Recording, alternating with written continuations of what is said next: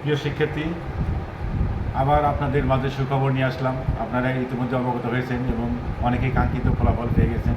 সেটা হলো আমাদের বাংলাদেশ উন্মুক্ত বিশ্ববিদ্যালয় পরিচালিত বিএবিএস পরীক্ষা 2021-এর প্রথম, দ্বিতীয়, তৃতীয়, চতুর্থ, পঞ্চম সেমিস্টারের ফলাফল ইতিমধ্যেই প্রকাশ হয়েছে এবং হয়তো আপনারা অবগত হয়েছেন, পেয়েছেন, কাঙ্ক্ষিত ফলাফল আপনারা পেয়েছেন।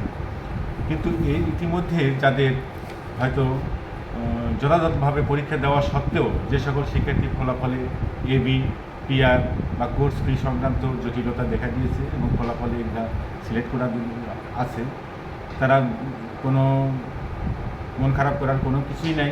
হয়তো বিভিন্ন কারণে এটা হতে পারে, যেমন এবি, পিআর, কোর্স ফি, এগুলোর সমস্যার সম্পর্কে অভিযোগ আমাদের বাবির একটা অভিযোগ আছে, অভিযোগপত্র দাখিল করেছেন। সেটা হলো বাবির অভিযোগ ফর্ম exam.boe.ac ওয়েব ঠিকানায় পাওয়া যাবে। অভিযোগ ফর্ম সঠিকভাবে পূরণ করে আগামী 27/5/2024 তারিখের মধ্যে উল্লেখিত ওয়েব ঠিকানায় সাবমিট করতে হবে। মনে রাখবেন, অনলাইন ছাড়া অভিযোগ গ্রহণযোগ্য নয়। শুধুমাত্র অনলাইনেই আপনাদের 27/5/2024 তারিখের মধ্যে সাবমিট করতে হবে।